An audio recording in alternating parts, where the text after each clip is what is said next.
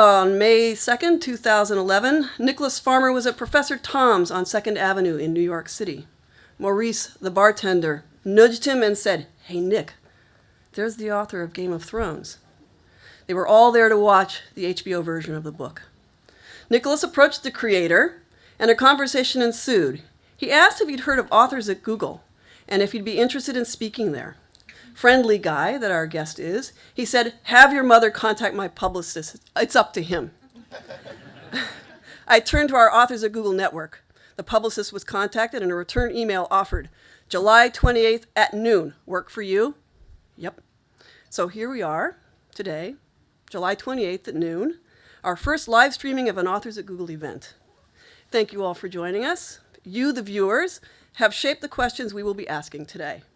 And thanks to all the people here at Google that helped make this event possible. And now, our one and only, Dan Anthony, will introduce today's guest.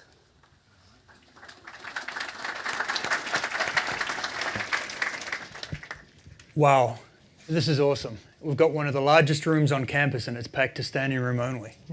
About the only thing that would be cooler than this was if Joss Whedon came rushing in the door and said he suddenly had to cast a Googler to star opposite Scarlett Johansson. I think for a lot of us, fantasy, our journey into fantasy is an individual thing. And, you know, it's very much of our generation. As a child of the 70s, like I suspect a lot of people in this room, you know, my first foray into fantasy was a sort of Shannara, and I never looked back from there. It took me a while to get to A Game of Thrones, which, as hopefully everyone knows, is the first book in A Song of Ice and Fire. And like a lot of people in this room, I suspect we had some of the same touch points. You know, David Eddings, Robert Jordan, Terry Goodkind, Tolkien, you know, all the folks who really make up the backbone of fantasy. But I think one thing we can all agree on, no matter how we got here, is Game of Thrones. It's certainly not the sort of Shannara.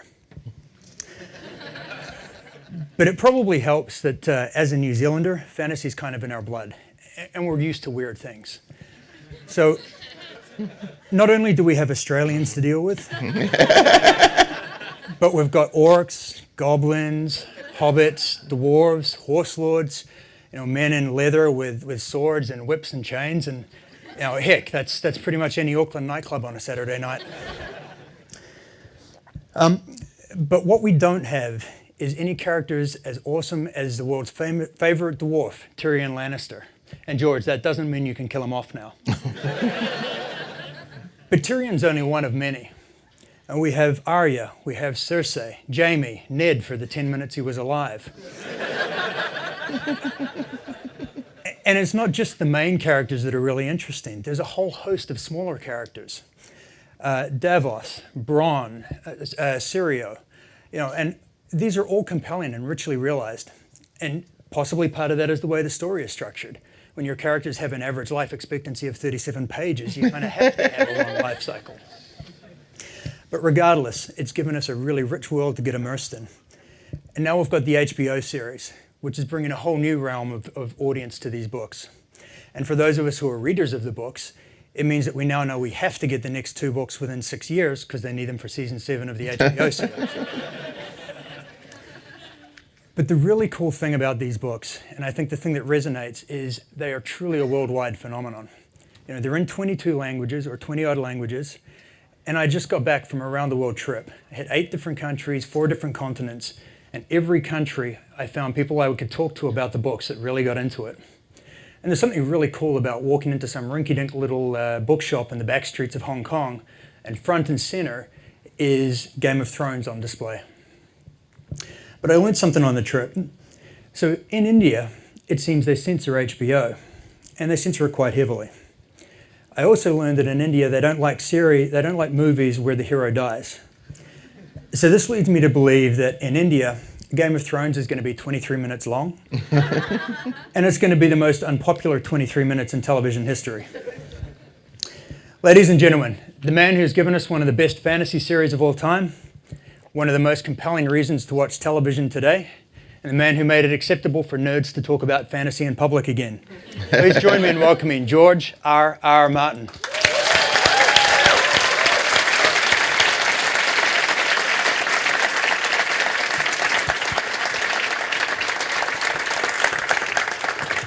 Oh, thank you all. It's a thrill to be here. This is quite a kick for me. I'm on my book tour now for Dance with Dragons and visiting a city a day. It's sort of a blur where I am right now, but I've done many events. This is the first time I've done one like this. However, where most of the audience seems to have computers in their laps. That's sort of intimidating.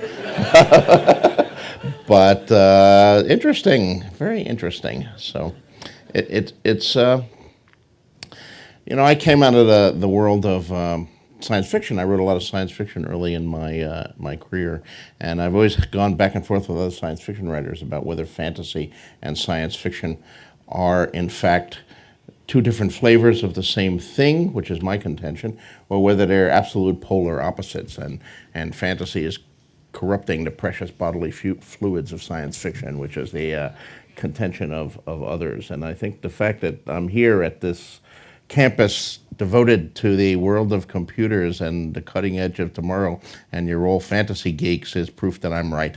And it's all one big thing. Thank you for coming, George. We really appreciate it. And a token of our appreciation on behalf of the whole project team, presented by the person who designed these fine T-shirts that we're wearing.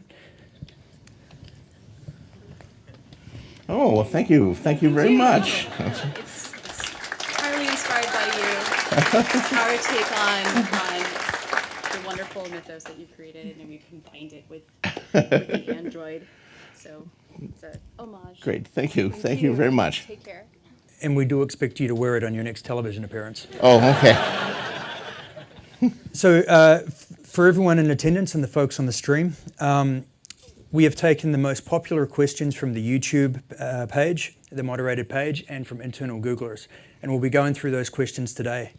One of the guiding principles we have, since a lot of the folks here are going to be new to the series and know it either from television or from just reading the first book, is we're not going to ask any questions that touch on content matter beyond a Game of Thrones.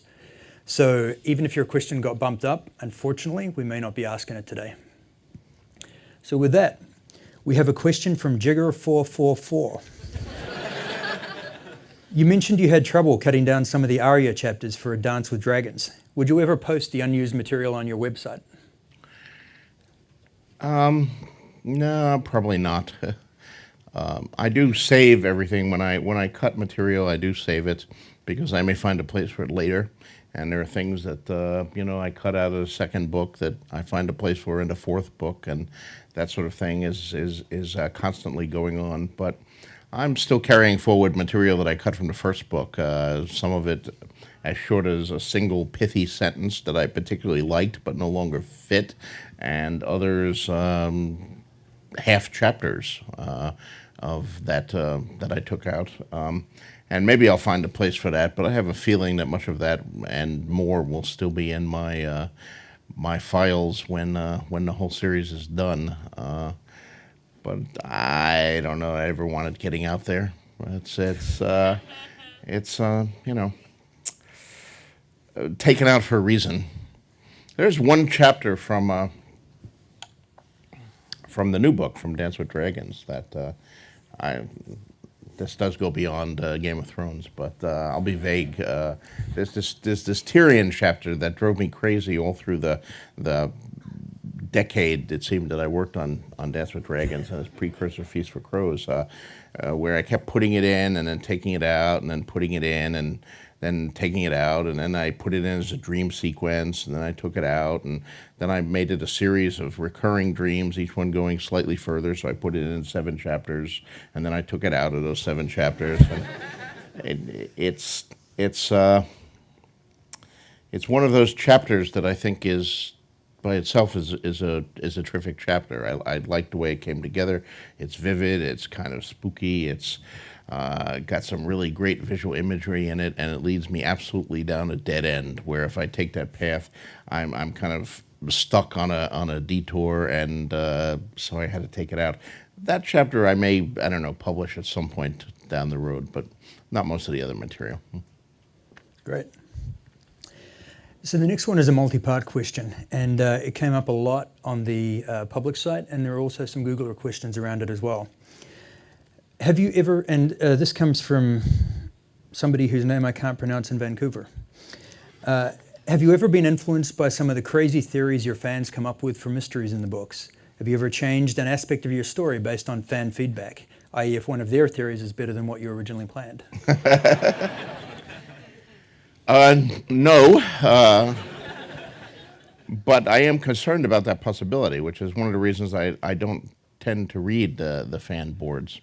I mean, when the first fan boards started occurring and they started theorizing and analyzing the books in such detail, and I'm going back now to the mid-'90s, really, when the first boards appeared. Dragonstone, coming out of Australia, that Peter Gibb ran, I think was the first board I was aware of. And a couple others came up after that. I was very flattered, and I did read all the theories. And then precisely this point occurred where it says, you know, what if they're guessing the things that I haven't revealed yet? What if they guessed them correctly? How does that affect me? Do I then say, oh my God, they figured it out already, I better change it? Or do I just ignore it and plow ahead? And what if they come up with better ideas than the ones I had? Do I steal them? And I didn't like any of these possibilities, so I said it would be better for me to try to keep my distance and not go on these boards and try to. It's a futile effort because people also write me emails and people come to public forums like this and you know, they come up to me at signings and whisper their theories in my ear and things like that. So I am kind of aware of some of the speculation out there, but I try to keep my distance from it precisely because I don't want to be impacted. I mean, you know, it's one of the drawbacks of the whole internet culture and this world that you guys have created, that something that previously maybe one reader in 1,000 would have guessed, but you still had the other 999 who would have no inkling until you reveal it in a book. Now that one person in 1,000 puts it on an internet message board and everybody sees it and they say, oh yeah, that's right. Now I see the clues, I got it. And pretty soon half the readership, or at least the internet savvy portion of your readership, knows it.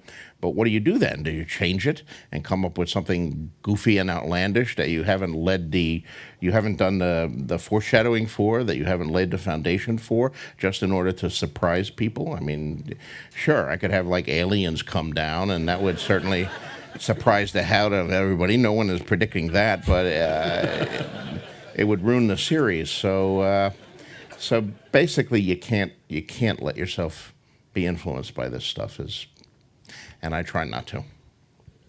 Great. So Rita Meyer, who is a Googler, asked, so as a result, you know, as a sub-question, with the books now being adapted for a successful TV series that you also write for, do you think this will have an influence on the decisions and choices you make in the novels? Well, once again, no. I hope not. The novels are novels. The TV series is the TV series, and they're two different beasts. The TV series is very faithful so far. I do write for a series. I do one episode per season. I'm also a co-executive producer on a series. I have a great relationship with David Benioff and Dan Weiss, who are the showrunners and the main writers on the series. But ultimately, that's their baby, and the books are my baby. And there is the possibility that, as faithful as we've started out and as faithful as we intend to be, that changes will come into effect. What I call the butterfly effect, which I'm sure, you know, being the audience you are, you all understand because you've read Ray Bradbury's The Sound of Thunder. You know, you step on a butterfly in the Pleistocene and it seems very minor, but suddenly you return to the future and all of human history has changed because of that butterfly. A small change can produce large changes later on, and that's a question on the show. I mean, we've already seen in the first season, as faithful as it was, at least two significant departures. One character who has his tongue torn out with hot pincers, who later in my books that doesn't happen to him, and he's around and gets involved pretty seriously in some stuff in book 3. He's not going to be around to do that, so David and Dan are going to have to remove that stuff or create a new character or somehow address that problem. Similarly, the great scene in book 1, or in the first season, where Khal Drogo confronts the man Mago and the Dothraki blood rider and rips out his tongue. Terrific scene, completely made up largely by Jason Momoa and by Dan and David. It doesn't happen in my books. Mago is still alive in the books and still has yet to be dealt with. So these kind of butterfly effect things may produce changes down the road, but I mean, what am I going to do? Go back and retroactively rewrite book 1? Maybe I should. That throat scene was great, but no, I can't let myself be affected. I am aware of what they're doing in the show. I advise Dan and David whenever they're about to hit the butterfly effect, and sometimes they change according to that, and sometimes they plunge ahead. So the two beasts are the two beasts, and each one is separate from the other. Okay. So coming from Tanati in Slovenia, what was your favorite, and well, now we know this, what was your favorite and least favorite scene in HBO's Game of Thrones? My favorite scene, well, this, of course, I suppose everybody's seen the series now. I don't have to worry about giving things away. But my favorite scene had to be the end of episode 9, the execution of Ned. I thought they did that very powerfully. It was, not precisely as described in the books, but it was certainly moving and evocative. The director did a great job on it. The scriptwriters did a great job. They added a wonderful grace note, which is when Ned is being led up to the stairs where he sees Arya, and he says to Yoren of the Night's Watch as he passes him, he says, Baelor, to set in motion Yoren saving Arya, which is not in the books. In the books, Yoren just spots her on his own and takes his own initiative. But it was a great idea to give that little moment, that one last kind of heroic act by Ned. So I love that. I love what they did with that moment. But there were a lot of great scenes that I love. The final scene with Dany, the season closing episode, which I was in considerable trepidation about, because how good were the dragons going to be? That's a big CGI thing, and where it's a reality of television today. That television has become so good, and the technical standards of television have become so good, that a large portion of the audience is judging us on the basis of what they're seeing on major motion pictures. So we always have to run the risk of, if we do CGI, people will say, well, it's not as good as what I saw in Lord of the Rings or in the latest, big budget science fiction picture. And it's so frustrating because, of course, those shows have immensely more time than we do, and they have budgets that are 10, 20, 100 times our budget. And, there was a time when the audience made that distinction. They did not expect a chase scene on an episode of T.J. Hooker to match what they would see in Bullet or The French Connection or a major motion picture cop scene at the time. But now they do expect it, and it's a challenge for our special effects guys and our technical guys to live up to. We have a very sizable budget for a television show, but it's still a television budget, and it's not a feature film budget. So we're always having to wrestle with that. Least favorite scene, I don't know that I really have one. I suppose my least favorite scene that actually appeared on camera would be the hunting scene where Robert is boar hunting, because there was like Robert and Renly and Barristan were sort of tromping through the woods alone, and I talked to Dan and David and said, there should be like 100 other guys and horses and tents, and when the king goes hunting, it's not like, okay, I'm walking through the woods with a spear here. But And, you know, they don't disagree with that. I mean, they said, yeah, we would have liked all that stuff too. But once again, it's budget, you know. We had an hour to shoot that scene, and our horse budget was exhausted for the season. So there we were. You know, it's the realities. I mean, the great thing about writing books, as I do now, is that my budget is unlimited. I can write anything that I can think of, and I'm limited only by the size of my imagination and by the size of the imagination of my readers. But when you translate it to television and film, you have the realities not only of the budget, which I've mentioned, but also of the shooting schedule. You know, you have to keep on schedule, and if you have a lot of trouble getting the scene you were supposed to shoot in the morning, that gives you less time to shoot the scene in the afternoon. But you can't slop over to the next day, or you start getting a rolling effect, and you fall further and further behind your shooting schedule, and then you're more and more over budget, and it becomes a mess. So all of that impacts too. And this is all the kind of behind the scenes, I don't know, technical stuff that really the viewers should not have to worry about. It's the viewers really should just have to view the final product. But nonetheless, for those of us concerned with behind the scenes stuff, it's a reality of life. The actual thing, I mean, for the most part, I loved all the scenes that were in the books that they translated to the TV show. I think they did all of those great. I also loved the vast majority of the new scenes that they did. If I have any quibbles with the show, and they are quibbles, very minor thing, it was the missing scenes, the scenes that weren't there at all. As I watched the show, you know, frequently I would find myself thinking, oh, okay, now they're getting up to this scene. That's really good. They didn't have that scene. They skipped over that scene. And some of them were scenes that I had seen the actors do in auditions. They had been scenes that actually had helped the actors get their roles. So I really expected them, because I already knew, oh, the actor will do this great. I saw them do it in audition, you know, sitting in a room in front of a curtain, and now I'm going to get to see them do it in costume on the set, and then, oh, it's not there. So I would have loved to have 2 more hours to have a 12-episode season instead of 10. And, of course, to have, you know, an extra $50 million. But who of us wouldn't want an extra $50 million?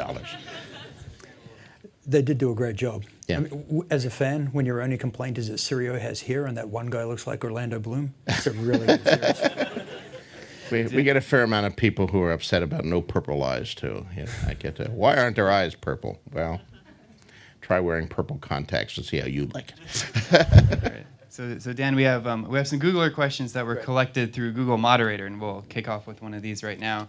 This one's from Peter in San Francisco.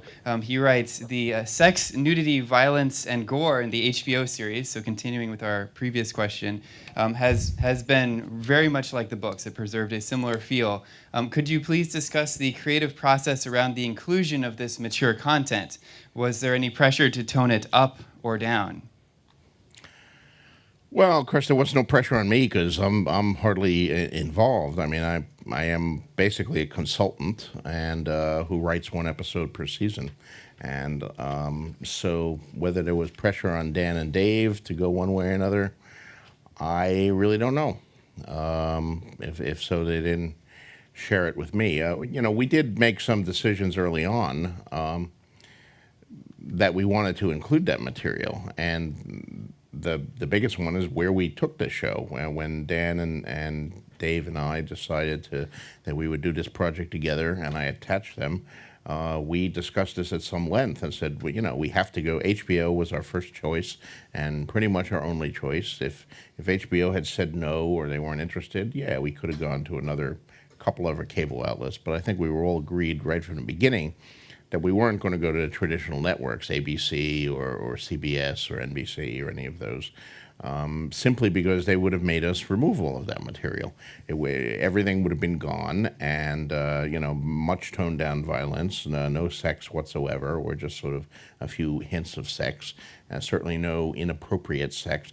And you know, a fantasy series, they would have slotted us as an 8 o'clock show. I mean, I've been through this in my Hollywood years. I worked 10 years in Hollywood, from the mid 80s to the mid 90s, and I worked on a couple shows, Twilight Zone, the Twilight Zone revival, and Beauty and the Beast, both of which were 8 o'clock shows. Despite the fact on both shows we kept saying we don't want to be an 8 o'clock show. We want to be like a 9 o'clock or a 10 o'clock show because the standards and practices, the censorship things are a little looser there, and you can do a little more material. And the network guys would promise us, oh, well, we know that. We really think of you as an adult show, not a kiddie show, but, we have no room on a schedule, so we'll put you as an 8 o'clock show, but we'll treat you as a 9 o'clock show. And then we would be put as an 8 o'clock show, and those guys, who were the programming guys, would suddenly no longer be around, and instead we'd be dealing with standards and practices guys who were censors, who were saying, I don't care what programming told you, you're an 8 o'clock show, and these are our 8 o'clock standards. So we made a decision right away, we're going to go with HBO. HBO has that kind of stuff, whether it's a 7 o'clock show, an 8 o'clock show, a 5:30 show, they don't care. You're signing up for HBO, you're paying a subscription, you know what you're getting, and what you're getting is something you can't get on the over-the-air networks. So that's part of it. And then the other big decision we have to make to keep all that material was the ages of the characters. In the books, Dany is 13 years old when all of this begins. And I was drawing, although my books are fantasy, they're not historical fiction in a strict sense. They occur in imaginary world and imaginary kingdoms. They're very heavily based on real medieval history, and of course I've done a ton of research about real medieval history. And basically in the Middle Ages they did not have our concept of adolescence, of this sort of teenage year in between where we're kind of adults but we're not adults, and we have different ages where we're allowed to vote at this age, and we're allowed to go to war and die at a different age, and we're allowed to drink at another age and to have sex at a different age depending on which state we're in. All of that stuff. They had child and adult, and the difference between them was the onset of sexual maturity. And we still have in our cultures remnants of this older structure in our ceremonies, the Jewish bar mitzvah, the Catholic confirmation ceremony, which I went through as 13, reaffirming as an adult the vows made for me by my godparents at baptism. That the Catholics once considered 13 adulthood. And I promise you that even when I went through my confirmation ceremony, my parents no longer did not consider me an adult even afterwards that I went through the rite of passage. So, these things are just remnants now, but they weren't remnants in the Middle Ages, and they're not in the books. We have a very different way of looking at things. So I was using that based on historical precedent. But there was no way that was going to fly in our present environment. We couldn't do that. If we had cast a 13-year-old Dany, there could have been no sexual stuff whatsoever with her. And even if we had cast like a 17-year actress playing a 13-year-old, there are some very stringent laws in like the United Kingdom. You can't do that. Even if you have an actress who's past the age of consent playing someone who's under the age of consent, you cannot have a sexual situation because it gets into the whole child pornography thing and stuff like that. So we have a 22-year-old actress playing a 17-year-old Dany instead of a 17-year-old actress playing a 13-year-old Dany. And, we did that deliberately so we could include this material. So I think that speaks to the fact that we did think it was necessary to the story we wanted to tell and all that. Of course, once you make that change, then you have to make all of the other changes, and you have to age up the other characters because Dany's birth ties to she was born posthumously 9 months after the Battle of the Trident and the fall of King's Landing, and so the ages of the other characters has to be adjusted accordingly, and it becomes a whole, once again, the butterfly effect. The whole thing is a tapestry, and you can't just change one string without the whole thing unraveling. So Dan and David made this whole series of changes, but a long answer to a short question, I guess. Good answer, though. Yeah. So I know you've got the prequel novellas out there, but DNJ, Seven Lisa in San Diego asks, would you ever consider writing a prequel to Song of Ice and Fire series once it's finally done, such as the backstory of Lyanna and Rhaegar, or Ned and Robert? They'd love to see how it all started. And by the way, when you're answering the questions, feel free to correct the pronunciation. It's Okay. come up a few times. You know, I don't have any plans to do any of those stories, but I never rule anything out. You know, if I get an inspiration or one of those stories suddenly takes hold of my imagination and won't let go, sure, maybe I'll do something like that. One of the things I've been trying to do with the series is to tell the stories of Robert's Rebellion and some of the stories of the history of Westeros in successive revelations and flashbacks and people remembering things. So at the same time the story is moving forward, it's also kind of moving backward, and gaps are being filled in, and you're learning. You hear about this event in the first book, and then you hear a little more about it in the second book, and then in the third book you hear about it from a different person who has a very different version of what happened from the previous versions you've heard, and then there's this hole in it which gets filled in the fourth book. So I hope by the time it's all finished, I will have expanded backwards as well as gone forwards, and many of the gaps will have been filled in, and you'll know more about the whole Robert and Rhaegar and everything like that.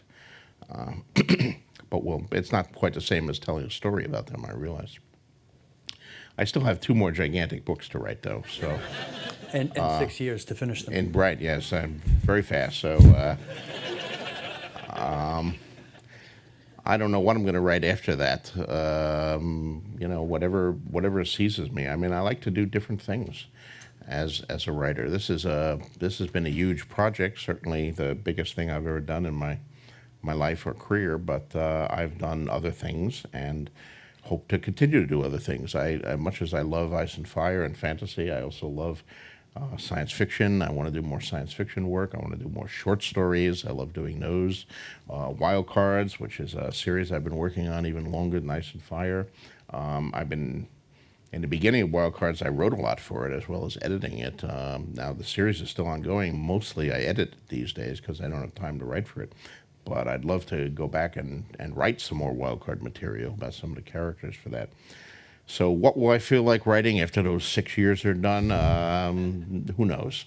Whatever I feel like writing on that particular day. There was someone at the podium, I think, who had another.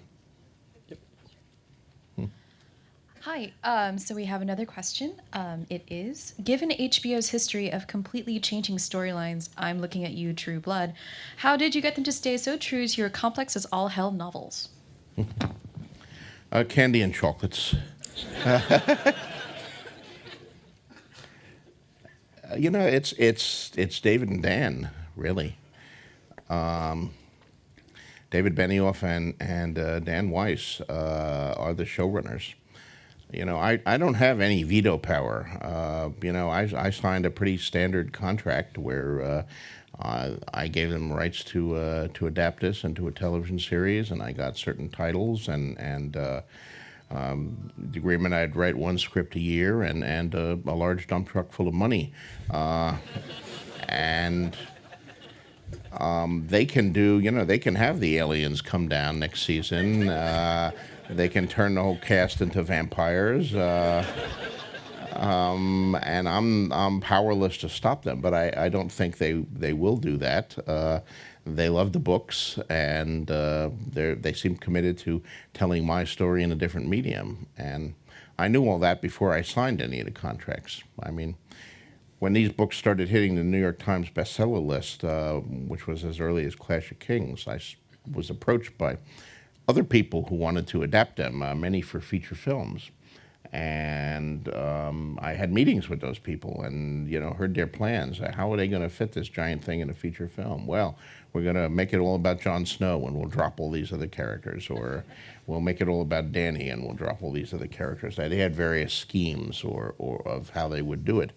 We'll just make the first book up to this point, and then, you know, we hope that the movie will do well enough to order a second movie. And none of these really appealed to me, so I said no, which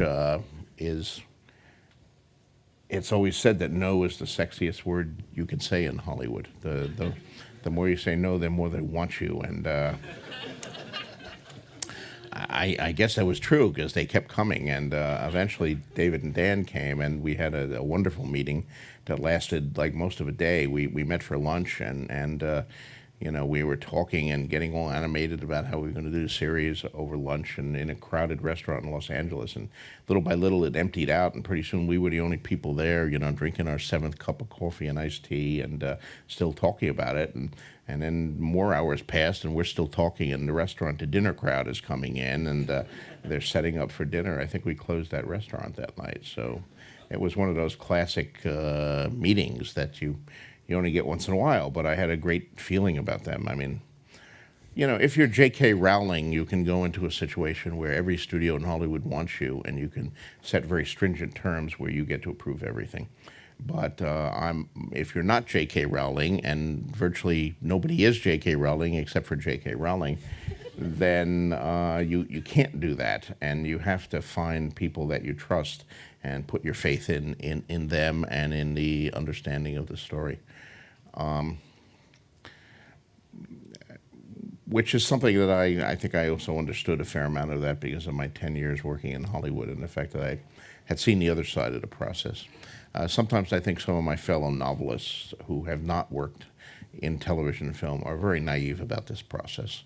You know, they get an offer, and there's the dump truck full of money, and you know, they sign it, they cash the check, and then they're not involved in the series. You know, they may get invited to the premiere, and they come out of the premiere looking like, you know, all of their children have just been gassed, and you know, with a stunned look on their face because everything has been changed. And it's, some of them get very upset and start writing angry editorials and things like that. I haven't heard of anyone except Alan Moore actually returning the check, however. So I think there's a certain, I don't know, hypocrisy there.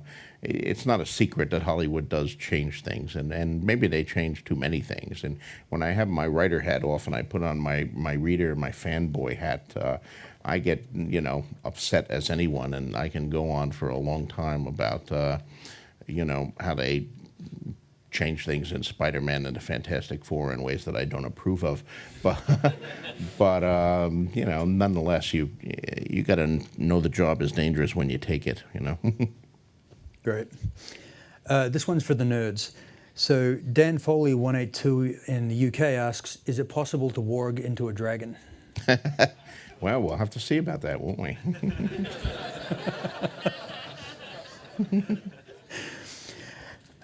Fusion, also from England, asks, how do you decide the characters that get to be a POV character?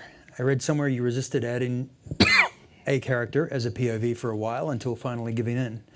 So I wondered the kind of decisions you have to make in that regard. Are there certain traits that a POV character needs, or do they just need to be surviving? Well, I try to give each of my POV characters a story. And I've had an occasional POV character who only lasts a chapter and then dies. So in that case, it's a very short story. But it's nonetheless a story. It should have, you know, the semblance of a beginning and a middle and end. Even if it's not connected to the main story of the books, it should have a certain, you know, Rosencrantz and Guildenstern are dead sort of thing. I mean, that was their story, which is off to the side of Hamlet's story, but both part of the larger story. I try to resist having POV characters who are just there to be a pair of eyes. You know, if a battle is taking place or someone is being murdered and I don't have a POV character there to see it, I tend to present that as a, you know, report that someone receives or a rumor, rather than just switching into third guardsman on the left, so I can have him see that, because I don't like that as a reader, and I don't like that as a writer. But one of the criteria, so I guess one criteria is, do they have a story, and what is the story of the POV character? Another thing, though, is the thing of pair of eyes. I mean, sometimes you need, the question is it important to present this thing on stage, to dramatize it and have the reader actually go through it, or is it sufficient that we just hear about it, hear a summary? Do you need full dramatization, or is summary narrative sufficient? And if we need the scene to be brought out, then we may need a POV character there. And can I get any of my existing POV characters there? I mean, I've talked with those of you who read my Not a blog will know that with Dance of Dragons, one of the things that I wrestled with for a long time was what I called the Miranese knot, which I can't go into in any great detail without spoiling tremendous things. But a lot, and 5 years from now, maybe if the next book is out or something, and everybody has read this book, I will talk more about that in more detail. But a lot of it simply had to do with a number of POV characters being together and some important events coming on, which some of them would see from one viewpoint and some from another, and some wouldn't really know what was going on. So how did I get these particular sequence of events across with what point of view? And I would write something from one point of view and it wouldn't quite work, so I'd write it from a different point of view and it wouldn't work either, and I'd try splitting it, I finally solved that problem in part by introducing a new point of view, who was much more centrally located, but he'd been a character who'd been there all along, and he was deeply involved in the things, and it all fell into place once I introduced that, so you can have that kind of breakthrough. But I do need to kill a lot more of my point of view characters, because there have gotten to be an awful lot of them, but...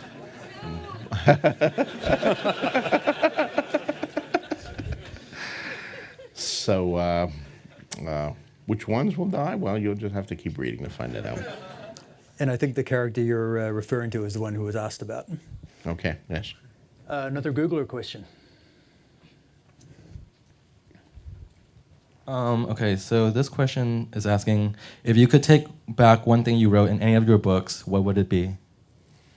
One thing I wrote in any of my books? Well, I would take back the little one-page thing at the end of Feast for Crows, where I say the next book will be out within a year.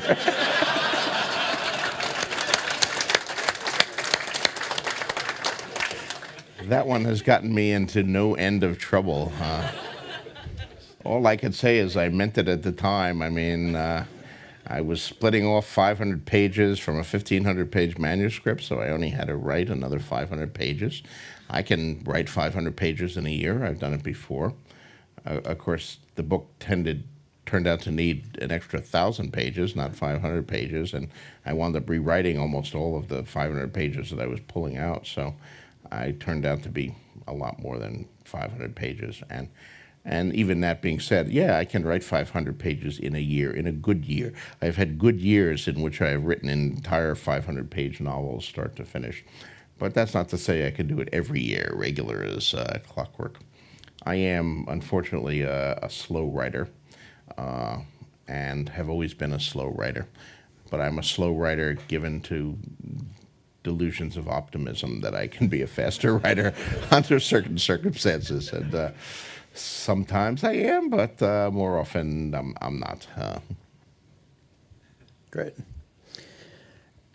So we had a whole bunch of questions around this, so we had to pick one of the most popular ones and go with it. BT Fabian 1 asks, I'm just curious, several authors I read have discussed how hard it is to sometimes kill off certain characters, which clearly is not an issue here. You've certainly killed plenty off in your career, both in and out of A Song of Ice and Fire. Which character was the toughest to kill off? Well, I won't mention any character names, but the Red Wedding was the hardest thing I ever wrote. And those who have read the books know what I'm referring to.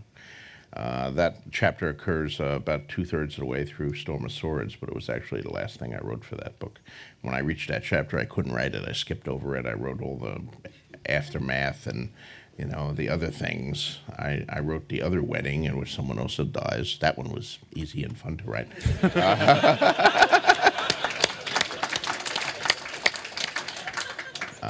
Because, everybody wanted to see that little shit die.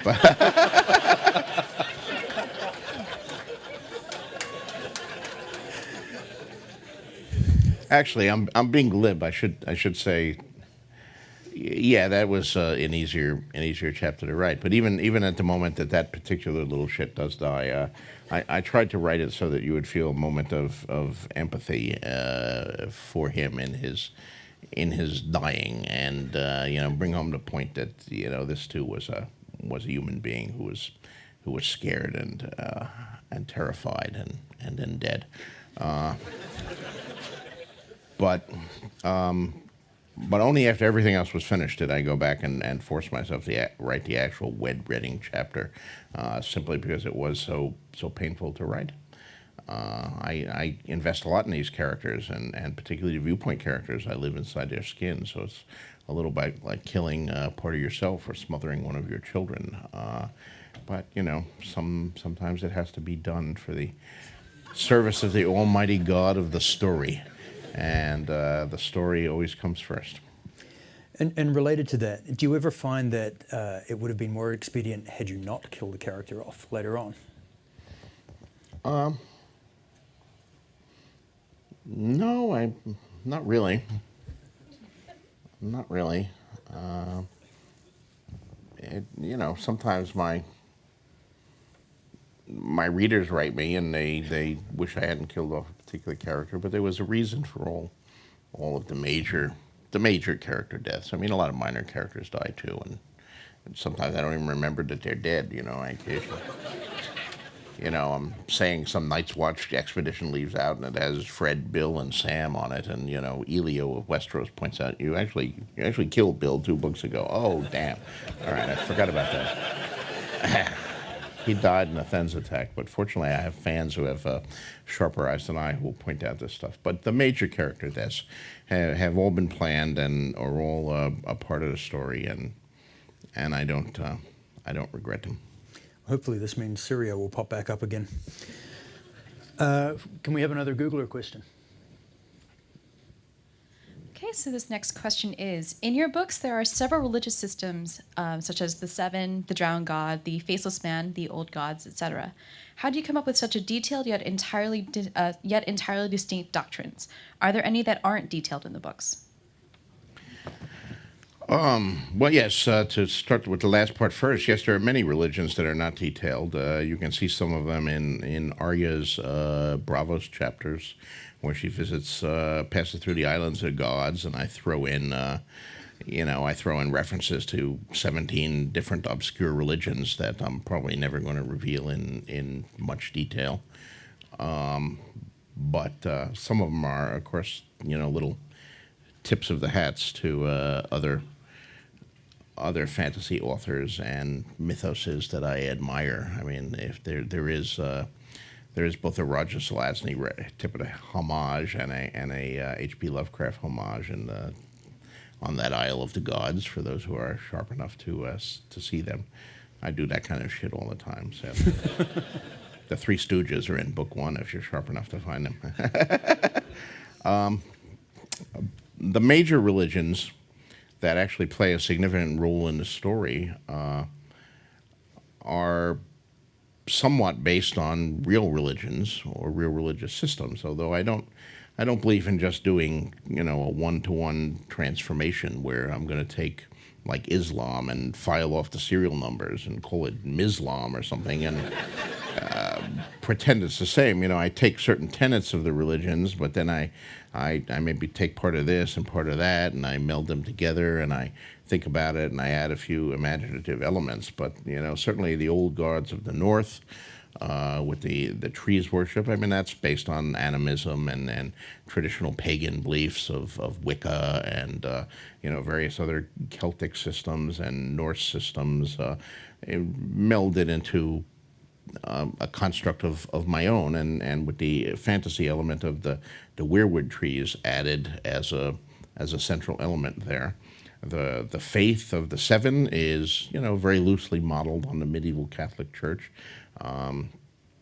but again with different elements. I mean, of course, the Catholic Church, which I'm no longer a practicing Catholic, but that was how I was born and raised, has the whole concept at the heart of it, Trinity, which was, explained to me as, well, it's three, but it's also one, which kids can never get. It's like, okay, we have three gods. No, you don't have three gods. You have one God. He has three, parts.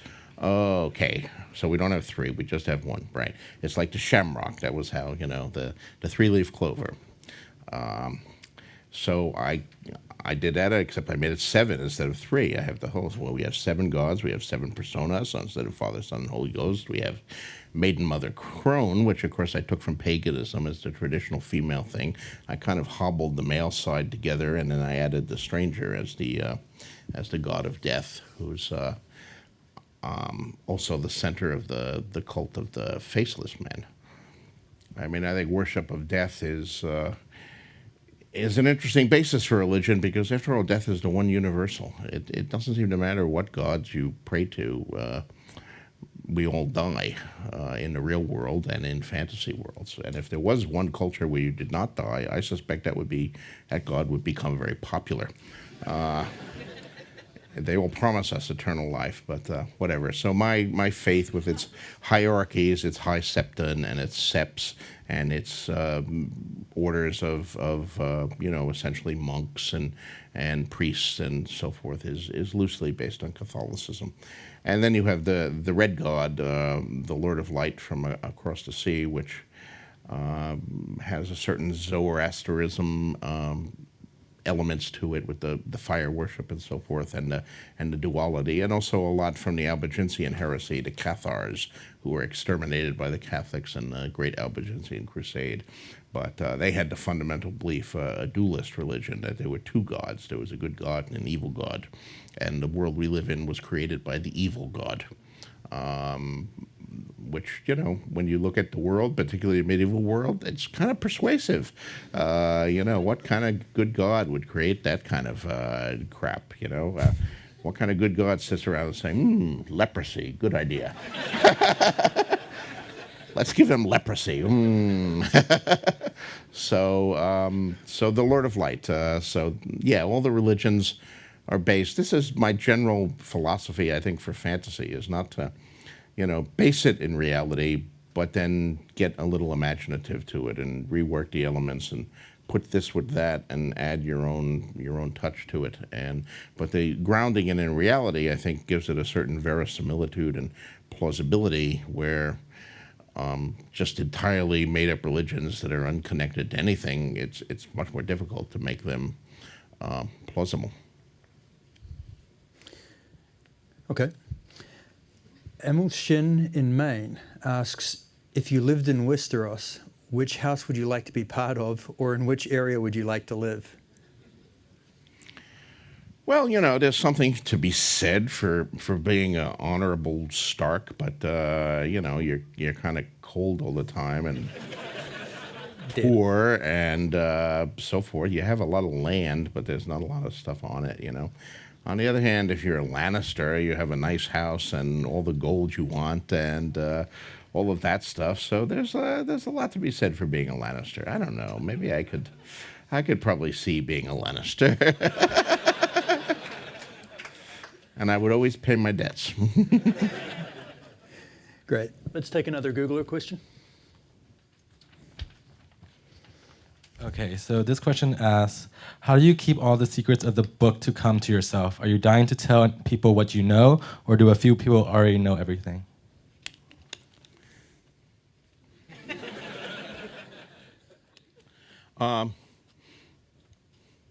I'm not dying to tell everyone what I know. Eventually, I will have to yield up all my secrets, but actually, if anything, maybe I hold on to some of these things too long. I don't know.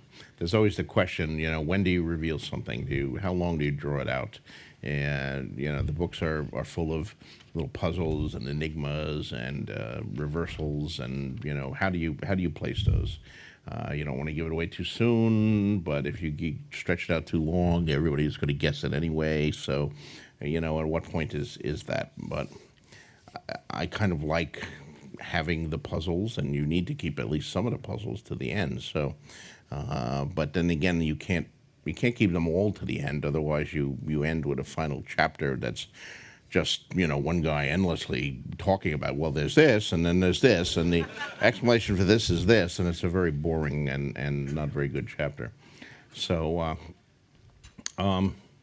David and Dan know a few things, a few important revelations. So eventually, if I am, hit by a truck or something like that, they would know a few things, but they don't know all by any means. And my editors know a few things and have guessed a few things. So I suspect that some of the fans probably know more than anything else. I mean, I'm going to be doing the Concordance, the Ice and Fire Concordance is the next project, The World of Ice and Fire, which is under contract to Bantam and Random House. And I'm doing that with Elio Garcia and Linda Antonsen of the Westeros site. And I swear they know Westeros better than I do. I mean, Elio's knowledge of it is just absolutely amazing. When I'm writing the books, I sometimes, call him up and say, I'm about to introduce this character. I think I mentioned him in book 3. Did I ever say what color his eyes are? And, within a half hour, I get, blue-gray, page 314, second book. Oh, very good. So Great. I hate eye colors. Everybody should have the same color eyes. I'm constantly getting screwed up on eye colors. Just make them all purple. Yeah. So we probably have time for one more question. And I think the next one's such a good one, we should probably use a Googler one. The question is, the women in leadership roles seem particularly challenged. Can you share your insights about women in positions of power? I don't know if I have any particular views about women in position of power, although I think it's more difficult for women, particularly in a medieval setting, than for men, because in addition to all the usual problems of having power, they have the additional problem of that they're a woman, and a lot of people don't want them in a position of power in what is basically a patriarchal society. So that is a challenge to all of my queens or would-be queens.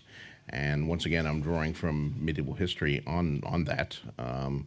You can repeatedly see some of the women who assume positions of power, be it Cleopatra in ancient Egypt, or the Empress Maud during the Great English Civil War, the war between Stephen and Maud, who was essentially rejected simply because she was a woman, and even though her claim to the throne was very, very clear-cut and was endorsed by her father, the king, and yet they turned to a cousin instead, simply because he had a dick. Well, to be fair, he was also charming, and she was sort of difficult. So, but nonetheless, there is that additional challenge. But one thing that I am trying to get at in the books, a political aspect, if you would, is to kind of show that this stuff is hard. I mean, I think an awful lot of fantasy, and even some great fantasy, falls into the mistake of assuming that the good man will be a good king. That is, all that is necessary is to be like a decent human being, and then when you're king, of course, everything will go swimmingly. And, even Tolkien, who is I think my respect for Tolkien is second to none, and all modern fantasy flows from Tolkien. But there's an unspoken assumption in his books there that, Return of the King, Aragorn is the king now. Everything will be hunky-dory, the land will prosper and it'll be wonderful, and the crops will be good, and there will be justice for all, and the enemies will be defeated. And, you never actually get into the nitty-gritty of Aragorn ruling and,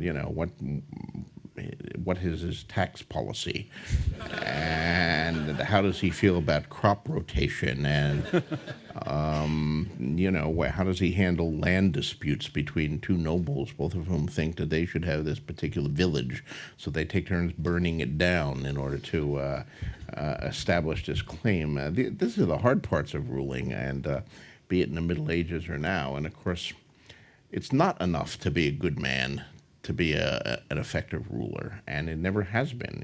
If it has been, Jimmy Carter would be the greatest president of the 20th century. I mean, he's clearly, I think, the best human being to be president in my lifetime, but he was not a particularly effective president. for all his decency and his humanity and his compassion, and his undoubted intelligence. I mean, the man was a nuclear engineer in a navy, but nonetheless, he failed at it. And there are some examples of medieval kings in history who were terrible human beings, but they were nonetheless very good kings for their country. So it's complicated and it's hard. And I wanted to show not just with the women, but you see in my books repeated examples of both kings and the hand of the king, the prime minister, if you would, trying to rule, and whether it be Ned Stark or Tyrion Lannister or Tywin Lannister or Daenerys Targaryen in the latest book, Cersei Lannister in the book before that, and trying to deal with some of the real challenges that affect anyone trying to rule the Seven Kingdoms or even a city like Marine. And it's hard.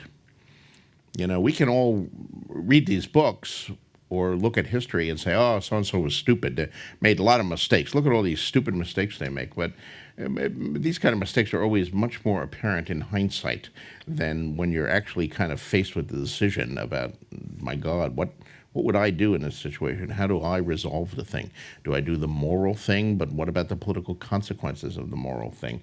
Do I do the pragmatic, cynical thing and just kind of screw the people who are screwed by it? I mean, it's hard, and I want to get to all of that, and be it a male ruler or a woman's ruler. So everyone, that brings us to about time. Thanks everyone in the room for coming along. Thanks for submitting your great questions. Thanks everyone on the stream for tuning in. And George, thank you so much for taking the time out to come in, answer the questions, and grace us with your presence. It's my pleasure. It's been a thrill to be here and to take place in this high-tech computer things. I think you should bring some of these strange machines of yours to Westeros. It could probably entirely replace the whole thing of tying messages to the legs of ravens. Great. Thanks, Great. George. Thanks.